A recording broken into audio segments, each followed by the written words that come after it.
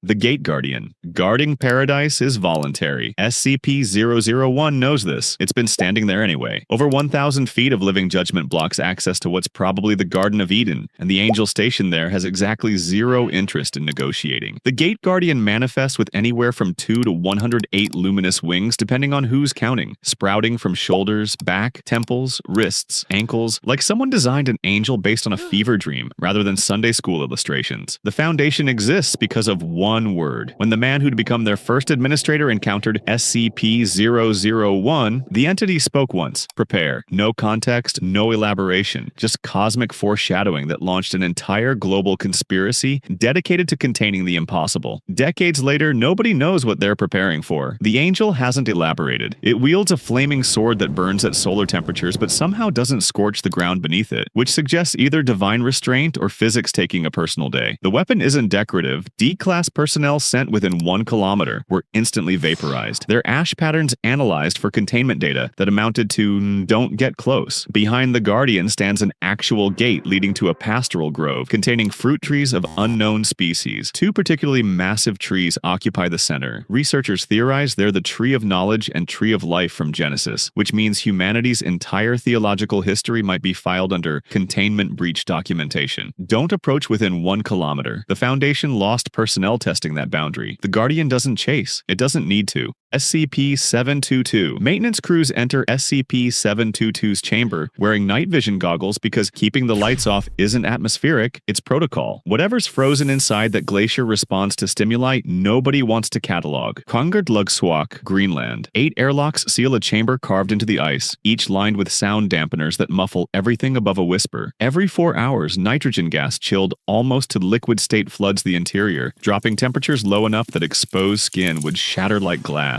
This happens around the clock, has happened for years, will continue happening because the alternative got 43 containment proposals rejected and 1 researcher reassigned after submitting termination simulations. The thing inside has a heartbeat, detectable brainwave activity, internal temperature that fluctuates despite being encased in ice that should freeze cellular function entirely. It's called an artifact in documentation, but artifacts don't have cardiovascular systems. The files never specify what SCP-722 actually is, just that personnel must avoid its far extremities at all costs, that anyone attempting physical contact gets terminated immediately regardless of rank, and that security teams carry silenced weapons because loud noises inside the chamber are forbidden cruise report status every 10 minutes. Miss a check-in, and the chamber floods with nitrogen until motion sensors detect 0 life signs. Not until the team evacuates, until nothing inside is alive anymore. The contamination risk isn't infection, it's behavioral. Personnel who spend too long near SCP-722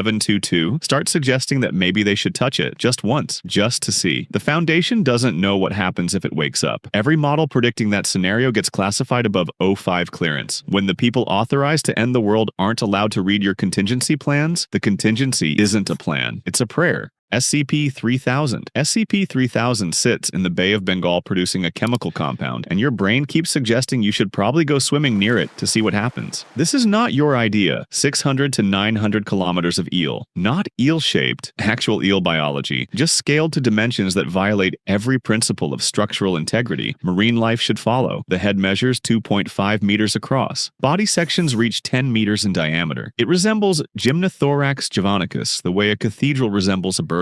Technically the same design, wildly different execution. Being near it dissolves memory, identity, selfhood, the cognitive architecture that makes you you rather than a confused biological system wondering why it's afraid. Victims report cascading disorientation as their episodic memory fails, then their semantic memory, then the concept of memory itself. They forget they're forgetting, the entity just sits there 0.7 kilometers below the surface, radiating existential deletion. The Foundation runs the ATSAC protocol, regularly sending personnel into proximity with SCP-3000 to harvest Y909, a compound its skin produces. Y909 is the primary ingredient in Class A through Class C amnestics, the drugs that make witnesses forget anomalies exist. The Foundation's institutional memory erasure program runs on secretions from a creature that erases memory by proximity. They're farming amnesia from an eel that weaponizes amnesia. Every mind wipe administered to protect Foundation secrecy contains molecules extracted from an entity that dissolves minds. Personnel stationed aboard the SCP-F Eremita aren't permitted to leave the submarine submarine except during authorized harvest operations. Those who leave without authorization are considered lost. Not dead, lost. The distinction suggests they're still down there, just not themselves anymore.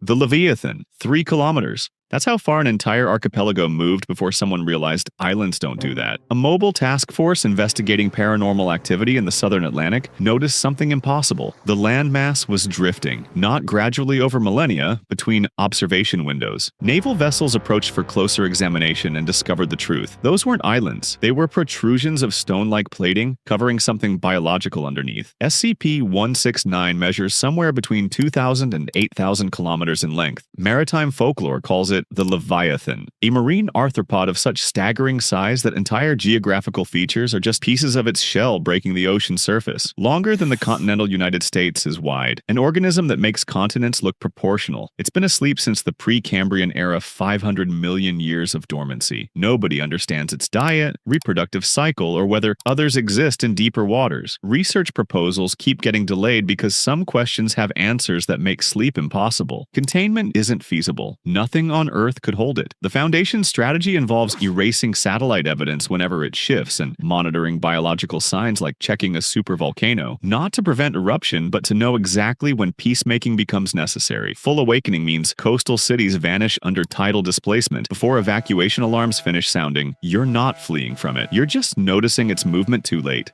SCP-1682. SCP-1682 believes the sun is home. Researchers believe SCP-1682 is what happens when evolution occurs in an environment where survivable means 5,500 degrees Celsius. Something lives inside the sun, not metaphorically, QWERTY literally swimming through the photosphere, surfacing every 8 to 12 months to roam the plasma surface for 3 to 4 months before diving back into the stellar core. SCP-1682 is a segmented worm-like organism approximately 28,075 kilometers long, twice Earth's diameter, a creature whose body has adapted to exist where matter becomes plasma and physics becomes suggestion. It exhibits deliberate movement patterns, diving, looping, what researchers describe as roaming behavior rather than random drift. The entity glows upon surfacing, not from reflected light, but from its own biology radiating energy. Think of it as sunbathing, except the sun is bathing in it, and the temperatures would vaporize any other known life form instantly. The Foundation classified it neutralized